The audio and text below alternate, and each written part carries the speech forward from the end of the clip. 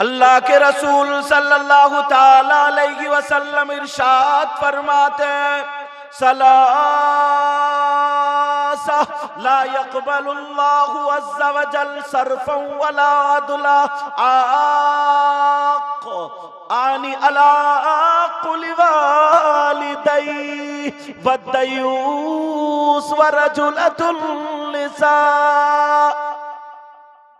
اور ایک حدیث میں کچھ الفاظ بدلے ہوئے ہیں ثلاثہ لا يقبل اللہ عز وجل لا يقبل اللہ عز وجل العاق العاق لوالدی ومنان ومكذب وتقدير او كما قال رسول اللہ صلی اللہ تعالی وسلم ومكذب بالقدر. اس طریقے کے الفاظ ہیں. نبی فرماتے ہیں میری امت میں 3 قسم کے گناہگار ایسے ہیں جن کی کوئی بھی عبادت قابل قبول نہیں. لا يقبل اللہ عز وجل صرفا ولا عدلا، جس کا نہ فرض قبول نہ واجب قبول نہ نفل قبول. تو فرض اور نفل کے بیچ میں ساری آ گئی. اس کی کوئی بھی عبادت قابل قبول نہیں. یار کون سا گناہگار ایسا؟ ٹٹولو، ڈھونڈو، تلاشو. میری بہن بات نہیں. کون سا ایسا گناہگار ہے؟ چھانو، پھر آقا کی طرف پلٹو. اسی حدیث میں وضاحت بھی کر دی. اگر اجازت ہو تو بتاؤں، کہیں ایسا تو نہیں ہے یار ہم نماز پڑھ رہے ہیں ہماری نماز رکی ہوئی، روزے رکھ رہے ہیں روزے رکے ہوئے، سارے کام کر رہے ہیں وہ کام رکے ہوئے، اس گناہ کرنے کی بنا پر کون سا ایسا گناہ؟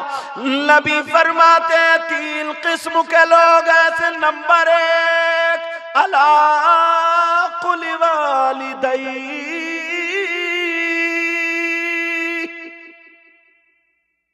وہ ہے جو ماں باپ کا نافرمان ہے، جو ماں باپ کو ستاتا ہے، جو ماں باپ کو تکلیف دیتا ہے، جو ماں باپ کو ناراض کر دیتا ہے. نبی فرماتے ہیں جس کا ماں باپ جس سے ناراض اس کا نبی بھی ناراض، اس کا خدا بھی ناراض. اور جب نبی ناراض خدا ناراض تو اب کتنی نمازیں پڑھ لے، خانہ کعبہ کا غلاف چوم چوم کے مر جائے، اگر اللہ رسول ناراض ہے اس کی دنیا بھی بیکار ہے اور اس کی آخرت بھی بیکار ہے. اب مجھے پتہ نہیں آپ کے کیا حال ہے، آپ اپنے گریبان میں خود جھانک کے دیکھو. نبی فرماتے جس کے ماں باپ ناراض اس کی کوئی عبادت قابل قبول نہیں. اب سنو، آدمیوں میں ان کے چچا، تاؤ، خالو، مامو، پھوپا، پھوپھی، چاچا، چاچا، یہ ریلیشن سارے رشتہ دار ہوتے نہیں ہوتے؟ اب پوچھو، ڈھونڈو، مردوں پر سب سے زیادہ حق کس کا؟ اس کی بیوی کا ہے، اس کے بیٹے کا ہے، اس کی بیٹی کا ہے، اس کے چچا کا ہے، تاؤ کا، خالو. کس سے پوچھو گے؟ اسلام سے پوچھو. اسلام سے. تمہارے گاؤں میں اگر کسی کا نام اسلام ہو تو کل کو اسی کے گھر مت پہنچ جائیو کہ ہاں وہی بتا. ہوتا ہے نا گاؤں میں کسی کا نام اسلام ہوتا ہے. ایسے مولوی صاحب تقریر کر رہے تھے کہ دیکھو تم مان جاؤ، سدھر جاؤ، تم نے اسلام کو بہت پیچھے ڈال دیا. اتفاق سے پیچھے بیٹھے تھے، وہ اٹھ کے آگے آ گیا. پھر تھوڑی دیر تقریر کرتے کرتے بولے دیکھو ابھی بھی ٹائم ہے، توبہ کر لو، سدھر جاؤ، ابھی بھی تم نے اسلام کو پیچھے کر دیا. وہ اٹھ کے یہاں آ گئے. پھر تقریر کرتے کرتے بولے دیکھو مان جاؤ اسلام کو بہت پیچھے کر دیا ہے، ایسا مت کرو. وہ اسلام کھڑے ہو گئے، بولے حضور اسٹیج پہ آ جاؤں. بولے کیا مطلب؟ بولے پورے گاؤں میں میرے علاوہ اسلام ہے ہی نہیں. مولانا بھی مولانا ہی تھے، بولے 5واں کلمہ سناؤ. اب اسلام کھجا رہے ہیں سر کو. بولے حضرت بس یہی کچا ہے. بولے دعا قنوت سناؤ. بولے حضرت معاف کر دو، نام محمد اسلام اور نماز ڈھنگ کی یاد نہیں. لیکن سنو، اسلام سے پوچھو، شریعت مصطفیٰ سے پوچھو، شریعت مصطفیٰ سے پوچھو، قانون مصطفیٰ سے پوچھو. مردوں پر جتنے لوگ آئے ہیں ان کے بیٹے بھی ہیں، ان کی بیٹیاں بھی ہیں، ان کی بیوی بھی ہیں، چچا تاؤ خالو ماموں بھائی بہن سارے رشتہ دار ہیں۔ مردوں پر شریعت مصطفیٰ کیا کہتی ہے، قانون مصطفیٰ کیا بولتا ہے؟ مردوں پر سب سے زیادہ حق اس کی ماں اور باپ کا ہے، ماں اور باپ کا ہے۔ اب مجھے بتاؤ، اگر جس کے ماں باپ جس سے ناراض ہے اس کی دنیا بھی بیکار، اس کی آخرت بھی بیکار۔ جلسے میں آنے والوں یہ سبق لے کر کے جاؤ، اگر تم پیروں کے ہاتھ چوم رہے ہو چومو، اگر تم عالموں کے ہاتھ چوم رہے ہو چومو، ان سے محبت کر رہے ہو چومو، انہیں نذرانے دے رہے ہو دیو، سب کچھ کرو، مگر ماں باپ کو ناراض مت کرنا۔ اگر ماں باپ ناراض ہے، ماں کے ہاتھ چومتا نہیں، باپ کے ہاتھ چومتا نہیں، ماں باپ کو چشمہ نہیں دیتا، ماں باپ کو لنگی نہیں دیتا، ماں باپ کو کپڑے نہیں دیتا، پیر کے پیچھے نوٹوں کا ہار لیے پھر رہا ہے۔ اگر ماں باپ راضی ہے، اب تم اگر پیر کے ہاتھ چومو گے، آگے بڑھو گے تو تمہارا آگے بڑھنا کامیاب۔ سمجھ رہے؟ میری بہنیں بھی سننے لگے ہاتھوں مسئلہ عورتیں بھی تو ہیں، ان کے بھی رشتہ دار ہوتے، ان کے بھی چچا تاؤ خالو ماموں پھوپا ماں باپ بیٹا بیٹی سب ہوتے۔ عورتوں پہ سب سے زیادہ حق کس کا؟ پھر اسلام سے پوچھو، تمہارے گاؤں والا نہیں۔ قانون مصطفیٰ، شریعت مصطفیٰ،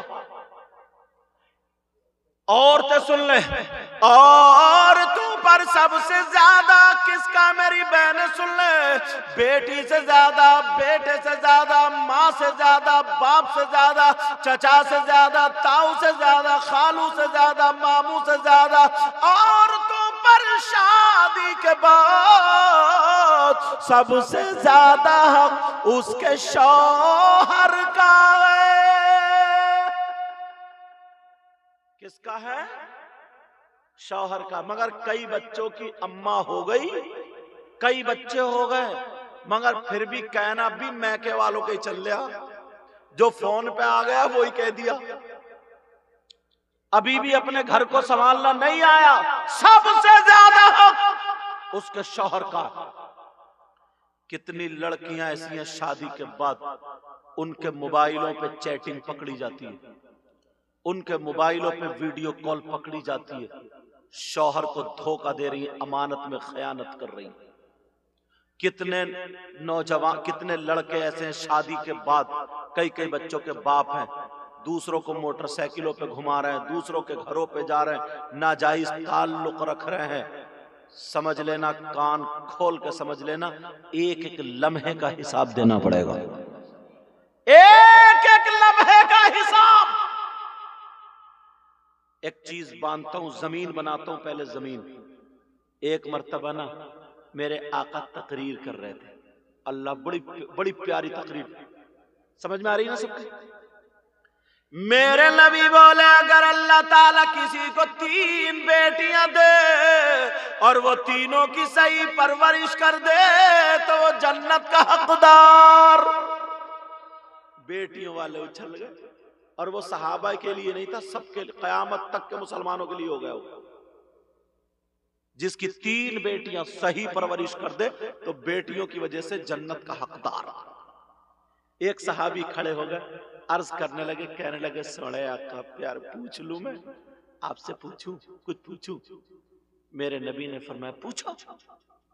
وہ صحابی کہنے لگے آقا اگر جس کی 3 بیٹیاں نہ ہو، اگر جس کے پاس 2 ہی بیٹیاں ہوں، اس کے بارے میں کیا حکم ہے، کیا ارشاد ہے؟ تو نبی فرماتے ہیں اگر اللہ تعالیٰ جس کو 2 بیٹیاں دے اور وہ 2 کی صحیح پرورش کر دے تو وہ بھی جنت کا حقدار ہے۔ لوگ بیٹیوں کو زحمت سمجھتے ہیں نا، جنت میں جانے کا سبب بن رہی ہیں۔ ایک صحابی اور کھڑے ہو گئے، آقا میں بھی کچھ پوچھنا چاہتا ہوں۔ میرے آقا کی بارگاہ میں نا اگر کوئی سوال لے کے آتا تھا یا کچھ مانگنے آتا تھا تو میرے نبی کبھی نہیں فرماتے ہی نہیں تھے۔ وہی تو اعلیٰ حضرت نے کہا ہے وہاں کیا جود و کرم ہے شہ بدہا تیرا، نہیں سنتا ہی نہیں مانگنے والا تیرا۔ ایک صحابی کھڑے ہو گئے، کہنے لگے آقا جس کی 3 بیٹیاں نہ ہو، جس کی 2 نہ ہو، اگر ایک ہو تو؟ اگر جس کی 1 بیٹی ہو تو نبی نے فرمایا صحیح پرورش کر دے، لفظ جملہ سمجھ لینا، صحیح پرورش کر لے تو وہ بھی جنت کا حقدار۔ اب بیٹیوں کی وجہ سے جنت کا حقدار۔ اب میں نے زمین بنا دی، اب حدیث پیش کروں گا، لوہا گرم ہو گیا ہتھوڑا ماروں گا۔ نبی فرماتے لا يدخلون الجنہ علی قل والدی والدیوس ورجلۃ النساء۔ نبی فرماتے میری امت میں 3 قسم کے لوگ ایسے ہیں کہ جنت میں نہیں جائیں گے۔ لو سوچ رہے ہو گے یار ہم تو یہ خیال لے کے آئے تھے کہ ہمیں تو ہر آدھے گھنٹے میں جنت کے گیٹ پہ ہی چھوڑ کے آیا جائے گا، اور یہ تو وہ سنا رہے ہیں۔ نبی فرماتے 3 لوگ ایسے جنت میں نہیں جائیں گے، اور نبی جس کو جنت سے روک دے تو کوئی پیر صاحب جنت میں نہیں لے جا سکتے۔ نبی جس کو جنت سے روک دے کوئی مفتی صاحب بھی نہیں لے جا سکتے۔ نبی جس کو جنت سے روک دے کوئی مولانا بھی نہیں لے جا سکتا۔ اور میں تو یہ کہتا ہوں اگر نبی جس کو جنت سے روک دے اس کی نمازیں نہیں لے جا سکتی، اس کے روزے نہیں لے جا سکتے، اس کے زکوٰۃ حج کچھ بھی نہیں لے جا سکتا اگر نبی جس کو روک دے۔ ایک پیر تھا کم وقت ہمارے علاقے میں آ گیا، وہ کہہ رہا تھا اعلان کر دیا جتنے بے نمازی ہیں میرے مرید ہو جائے میں جنت میں لے کے جاؤں گا۔ پوچھا کیوں؟ تو بولے نماز پڑھ کے تو خود ہی جنتی ہو جائے گا، بغیر نماز پڑھے تو ہماری کوالٹی ہے ہم لے کے جائیں گے۔ ارے بے نمازی سب بھول گئے، سب بے نمازی ادھر، اور یہ پتہ نہیں کم وقت اس پیر کو بھی اتنا مارا جائے گا، قبرستان لنگڑا کر دیا جائے گا، مارتے مارتے اتنا مارا جائے چربی نکال دی جائے گی۔ ہے نا بعض پیر پاؤں پھیلا دیں، عورتیں پاؤں دبا رہی ہیں، کہہ رہی ابا حضور فیضان مل جائے گا، فیضان ملے گا۔ نحوست برسے ہی نحوست۔ اگر ایسا پیر تمہارے یہاں آ جائے نا تو میرا ایک مشورہ مان لیو، 2-4 ذرا موٹی موٹی عورتیں مل کے نا اس کا پاؤں نہ دبائیں، کم بخت کا گلا دبا دے، آر پار گلا دبا دے، پیری ختم۔ ارے گند مچا کے رکھ دیے۔ مزار شریف پہ گئے نا ہم، حضرت مزار شریف پہ عرس کا پروگرام تھا، تو ہم نے جیسے یہ نام بھول گئے عبد الملک صاحب مدرسے میں لے گئے، حضرت بولے مدرسے میں نظر ڈال دیو، لاک ڈاؤن کے موقع بند ہو گیا تھا، پھر کھولا، مفتی راشد صاحب اور ان سارے علماء کی محنتوں کی وجہ سے گاؤں والوں کے ساتھ میں۔ اچھا سیکریٹری صاحب بھی یہی بیٹھے، ماشاءاللہ سیکریٹری صاحب یہاں بیٹھے ہوئے، ان کی وجہ سے تو میں نے کھڑے کھڑے گناہگاروں نظر ماری، میں نے کہا اللہ تیرے محبوب کا گھر ہے، باقی تو جان، سمجھے اتنی دعا کافی ہے۔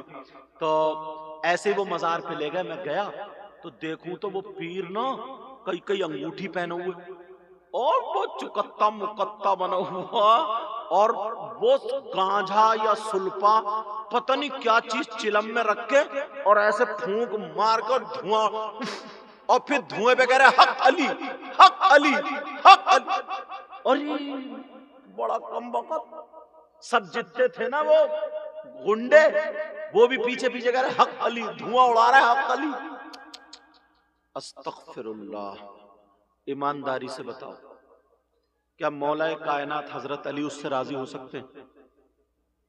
بتاؤ، اگر اجازت ہو تو حضرت علی کی ایک بات بتاؤں، دوسرا سپارہ ہے قرآن شریف کی آیت ہے وَيَسْأَلُونَكَ عَنِ الْخَمْرِ وَالْمَيْسِرِ قُلْ فِيهِمَا اِثْمٌ كَبِيرٌ۔ اس آیت کا ترجمے والا اٹھانا اللہ حضرت کا ترجمہ، اس آیت کے ترجمے میں ادھر شان نزول میں، اس آیت کے تحت جو شان نزول ہے اس میں ایک حضرت علی کا چھوٹا سا واقعہ لکھا ہے، وہ تمہیں سنانا چاہتا ہوں۔ حضرت علی فرماتے ہیں اگر کہیں پہ تالاب ہو، تالاب سمجھ رہے؟ نیند آ رہی ہے؟ تم بتاؤ آ رہی ہے؟ نہیں آ رہی ہے؟ تھوڑی سی بھی نہیں؟ چلو، حضرت علی فرماتے اگر کہیں پر تالاب ہو اور اس تالاب میں پانی ہے، پانی میں شراب کے چند قطرے ڈال دیے جائے۔ حضرت علی فرماتے پھر وہ تالاب کا پانی زمین میں خشک ہو جائے اور اس زمین پہ گھاس اگ آئے اور اس گھاس کو میری بکریاں چر لے۔ علی فرماتے میں علی اپنی بکریوں کا دودھ بھی نہیں پیوں گا۔ یہ ہے علی کا تقوی۔ اور یہ کم بخت نشے والی چیز اس پہ مار رہا دھوڑا، کہہ رہا حق علی، کہہ رہا حق علی۔ ذرا سننے کی بات ہے، میری طرف توجہ غور کرو، اللہ سلامت رکھے۔ اچھا وہ دکھائی نہیں دے رہے جو گاڑی میں مجھے لے کے آئے تھے، کیا نام ہے؟ حافظ مشاہد، سو گئے لگ رہے ہیں مجھے۔ اب سنو، جہنم میں نا حضرت، یہ اعلیٰ حضرت نے بھی لکھا ہے، مجھے لگتا ہے یا تو 23ویں جلد میں یا کسی بھی جلد میں لکھا، کیا لکھا؟ جہنم میں نا کچھ لوگ ایسے ہوں گے جن کی شرمگاہ سڑ رہی ہوگی اور اس میں پیپ پڑی ہوئی ہوگی۔ سڑ رہی ہے تو کچلو، میل، پیپ یہ سب ہوگا۔